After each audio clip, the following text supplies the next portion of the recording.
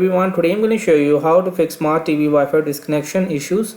So I will be on the samsung.com and I have also the Samsung TV.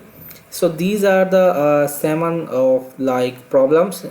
So you will be just selected from here which are you facing off, and I will be just facing off the reconnect to internet. So I will be just tap on this and you will just read this options.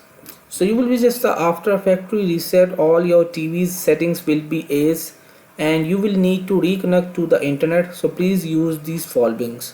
So number 1, on your TV navigate and select menu, then select settings and then select all settings, then select connection and then select network and select open network settings. Here picture you will see. So what gonna do, the 5th one is select a wide if your TV is connected to your router using an Ethernet cable or wireless. So if you want to connect your TV to your Wi-Fi network, so what gonna do, you will just select the wide. The connection will be stable automatically. If you selected wireless, select the name of your Wi-Fi network and enter your network password and then select done.